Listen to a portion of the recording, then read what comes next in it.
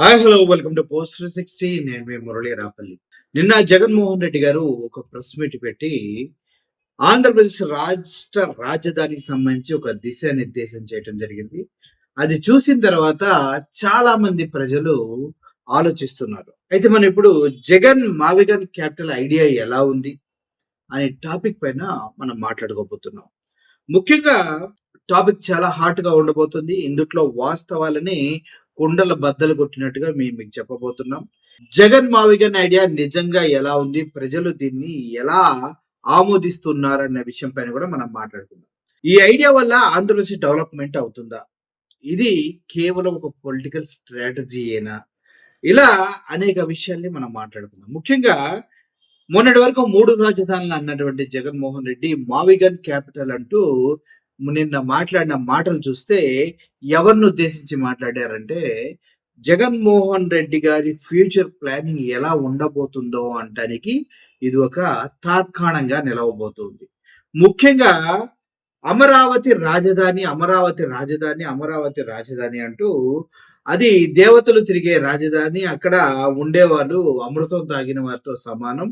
ఆ దేవతలు తిరిగే రాజధానిలో నివసిస్తే ఒక 20 సంవత్సరాల జీవిత కాలం పెరుగుతుందంటూ చంద్రబాబు నాయుడు గారు పబ్లిసిటీ చేసుకుంటూ శాశ్వత రాజధానిగా అమరావతి అంటూ ఆయన పార్లమెంట్ లో బిల్లు పెట్టి ఆమోదింప చేసుకొని వస్తే దానిని ఉద్దేశించి జగన్మోహన్ రెడ్డి గారు మాట్లాడుతూ బిల్లుని మళ్ళీ మార్చొచ్చు, ఆ విషయం చంద్రబాబు నాయుడికి తెలియదా, ఎందుకు ఇలా మసిపూసి మారేడుకాయ చేసే పనులు చేస్తున్నాడు చంద్రబాబు నాయుడు గారు, ప్రజలకు ఉపయోగపడేది ఏదైనా చెయ్యవయ్యా అంటూ జగన్మోహన్ రెడ్డి గారు అడగటం జరుగుతుంది. అయితే ఈ మావిగన్ అంటే ఏంటంటే, ఈ మావిగన్ అంటే మనకి ఎక్కడైతే మచిలీపట్నం, విజయవాడ, గుంటూరు ఈ సరౌండింగ్ ప్రాంతాల్లో 110 కిలోమీటర్లు దగ్గర దగ్గర మనకి హైవే ఉంది. ద బెస్ట్ హైవే ఉంది.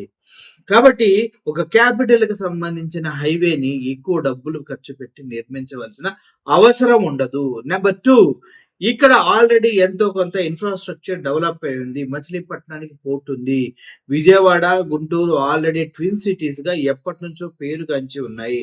కాబట్టి ఈ రెండింటిని కూడా డెవలప్ చేసుకుంటూ పోతే దేశంలో రాజధాని అగ్రగామిగా నిలవడానికి ఎంతో టైం పట్టదు. కాబట్టి మచిలీపట్నం, విజయవాడ, గుంటూరుని వీటిని కలిపి మావిగన్ పేరుతో ఒక క్యాపిటల్ ని నిర్మిస్తే చాలా బాగుంటదంటూ జగన్మోహన్ రెడ్డి గారు ఇచ్చినటువంటి మాస్టర్ స్ట్రోక్ కి కూటమి ప్రభుత్వం ఏం చేయాలో తెలియక దిక్కుతోసిన స్థితిలో పీక్కుంటూ లాక్కుంటూ ఉంది.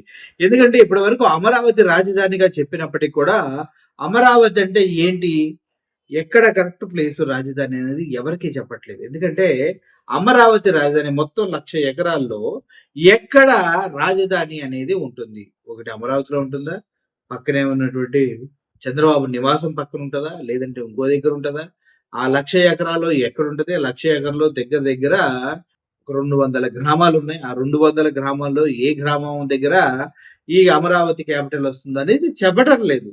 కానీ ఇక్కడ అర్థం కాని విషయం ఏంటంటే ఇందుట్లో ఒక్క పాజిటివ్ పాయింట్ కూడా లేదు అమరావతిలో క్యాపిటల్ కడటానికి. ఒక్కటంటే ఒక్క పాజిటివ్ పాయింట్ కూడా లేదు. ఒకే ఒక్క పాజిటివ్ పాయింట్ అదేంటంటే, అంటే ఒక్కటి కూడా పాజిటివ్ పాయింట్ లేదంటూ ఒకే ఒకటని ఎందుకు అంటున్నానంటే, నిజంగా ప్రపంచ స్థాయి రాజధాని కడితే ఒక 30-40 సంవత్సరాల్లో ఆంధ్రప్రదేశ్కి ఏదన్నా ఉపయోగం ఉండొచ్చు. కానీ ప్రస్తుతానికి తినటానికి తిండి లేదు, మింగటానికి మెతుకు లేదు. కానీ ప్రపంచ స్థాయి రాజధాని కోసం ఆల్రెడీ అప్పులు పాలైపోయినటువంటి ఆంధ్రప్రదేశ్ రాష్ట్రంలో 1,00,000 కోట్ల అప్పులు ఉన్నటువంటి ఆంధ్రప్రదేశ్ రాష్ట్రంలో ఇంకొక 1,00,000 కోట్లు, 2,00,000 కోట్లు, 3,00,000 కోట్లు అప్పు చేసి రాజధాని నిర్మిస్తానంటే అప్పు చేసి పప్పు కూడుగోలు లేకుండా చివరికి విద్య, వైద్యం, వేరే వేరే సెక్టార్స్ అన్ని కూడా కుంటు పడిపోతాయి. ఎందుకంటే రాజధాని నిర్మాణం కోసం 1,00,000 కోట్లు పక్కకు తీస్తారు.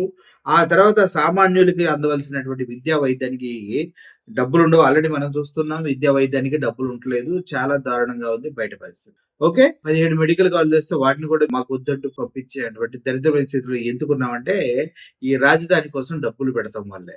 ఎప్పుడో డెవలప్ చేసిన తర్వాత భూములు అమ్ముకుంటే లాభాలు వస్తాయంటే 30-40 సంవత్సరాల వరకు అమరావతి డెవలప్ అవ్వడం అనేది కష్టం. అప్పుడు 30-40 సంవత్సరాల వరకు ఇప్పుడు భూములు ఇచ్చిన రైతులంతా వెయిట్ చేసి అప్పుడు అమ్ముకుంటారా?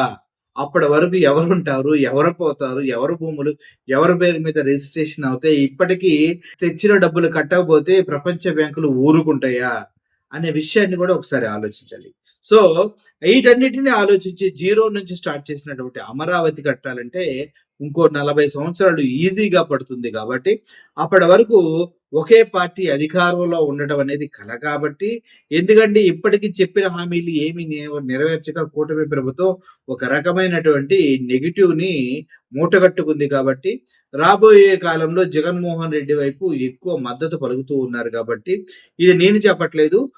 పార్టీ మీటింగులకి జనాలు ఎందుకు రావట్లేదంటే చంద్రబాబు నాయుడు గారు కలెక్టర్లను నిలదీసినటువంటి ఘటనలను చూస్తే ఆయన మీటింగులకి జనాలు ఎందుకు రావట్లేదంటే చంద్రబాబు నాయుడు గారి పైన నమ్మకం లేదు కాబట్టే రావట్లేదని చాలా మంది చెబుతూ ఉన్నారు. అంతేకాదు జగన్మోహన్ రెడ్డి గారు ఎక్కడ మీటింగ్ పెట్టినా తండోపతండాలుగా అట్లీస్ట్ ఆయన పెళ్లికి వెళ్ళినా రోడ్డు వెంట వెళ్తున్నా జనాలు కుప్పల కొద్దీ వస్తున్నారంటే జగన్మోహన్ రెడ్డి గారికి అన్యాయం జరిగింది. ఆయన పైన ప్రేమ ప్రజల్లో ఉన్నదని మాత్రం వాస్తవమైతుంది. అయితే నిన్న జగన్మోహన్ రెడ్డి గారు ప్రపోజ్ చేసిన మావిగన్ ఏదైతే ఉందో అది ప్రజల మద్దతు పూర్తి స్థాయిలో పొందుతుంది. ఎందుకంటే ఆల్రెడీ డెవలప్ అయినటువంటి డిస్ట్రిక్ట్స్ అవి.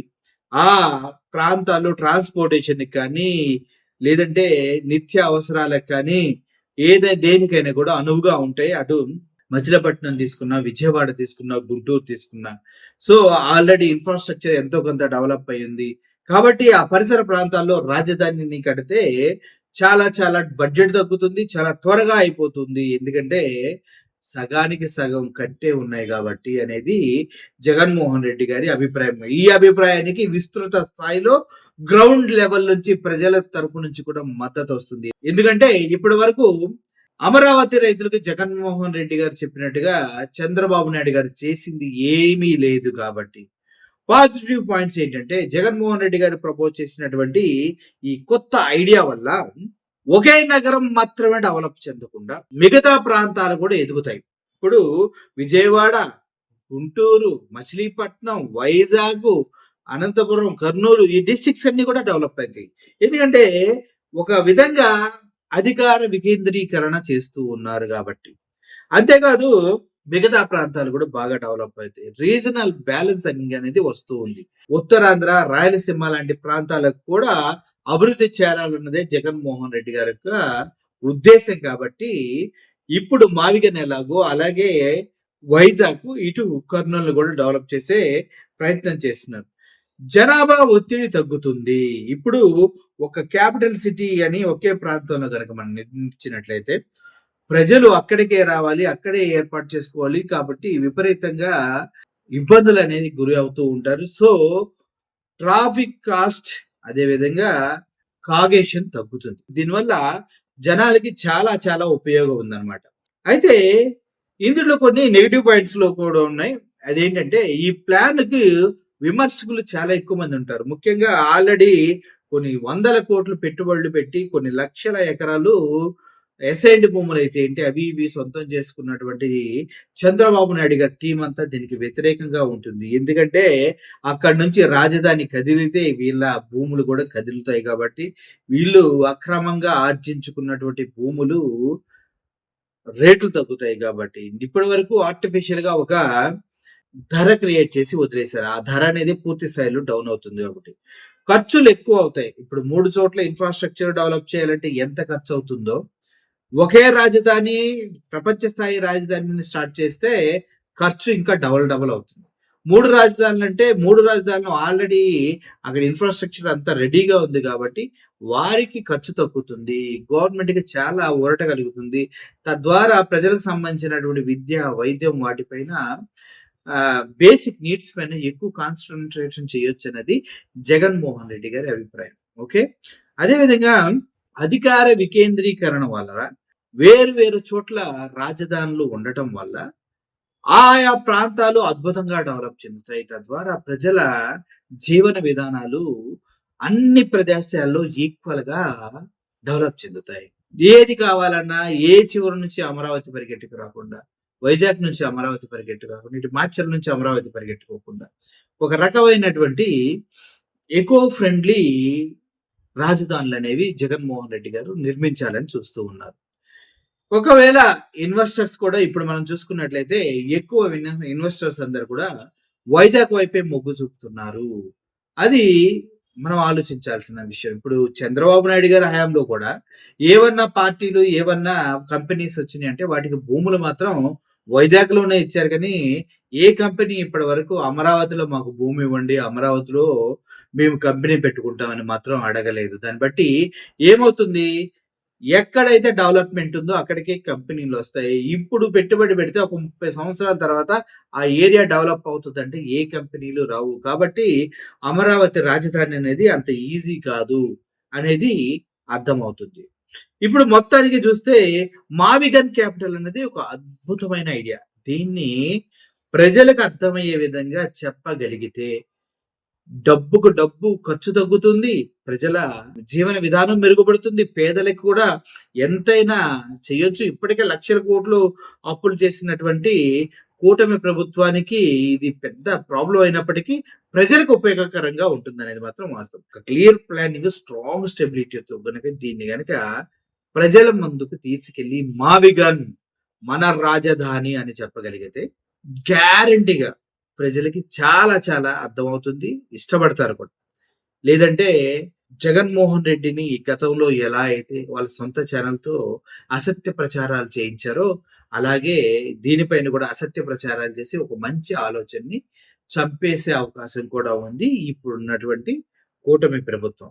ఈ ఐడియా నిజంగా అమలవుతుంది అని మీకనిపిస్తే, ఎటువంటి ఇన్ఫర్మేషన్ ఉన్నా కూడా నిజంగా బాగా ప్రజలకి ఉపయోగపడే పనిని ముందుకు తీసుకెళ్లాలంటే ఈ వీడియోని షేర్ చేయండి. మావిగన్ అనే ఒక అద్భుతమైన ఆలోచనతో జగన్మోహన్ రెడ్డి ప్రజల పక్షాన నిలిచారు. మచిలీపట్నం, విజయవాడ, గుంటూరు నగరాలు డెవలప్ చెందుతాయి. వైజాగ్ డెవలప్ చెందుతుంది. కర్నూలు డెవలప్ చెందుతుంది. ఇంతకన్నా విజన్ అనేది ఏముంటుంది? ఈ స్లోగన్ ఎప్పుడైతే జగన్మోహన్ రెడ్డి తీసుకున్నాడో కూటమి ప్రభుత్వ కూసాలు కదిలిపోతున్నాయి అనే వార్తలు వస్తూ ఉన్నాయి. ఈ మాస్టర్ స్ట్రోక్ కి చంద్రబాబు నాయుడు గారు ఏ సమాధానం చెప్తాడో అనేది ఎవరికీ అర్థం కావట్లేదు. మహా అయితే జగన్మోహన్ రెడ్డి పిచ్చి మాటలు అంటాడు. ప్రజలకి అది పిచ్చి మాటలు కాదు, వాస్తవాలని తెలిసిన రోజున పదవితో పాటు పార్టీ కూడా జీవితాంతం అధికారంలోకి రాదేమన్న డౌట్ కూడా అందరికీ ఉంది. సో అర్థమవుతుంది కదా. Thank you for watching this video. మావిగన్, మచిలీపట్నం, విజయవాడ, గుంటూరు క్యాపిటల్స్ గా ఎదగాలని మనసారా కోరుకుంటూ ప్రజలకి ఉపయోగపడే విధంగా మంచి పరిపాలన అందించే వ్యక్తిని ఈసారి అధికారంలోకి తీసుకురావాలని రియల్ విజనరీని కనిపెట్టి మీరు ముందుకు వెళ్ళాలని కోరుకుంటూ సెలవు తీసుకున్నాను. Thank you for watching this video. Murali signing off. Thank you so much.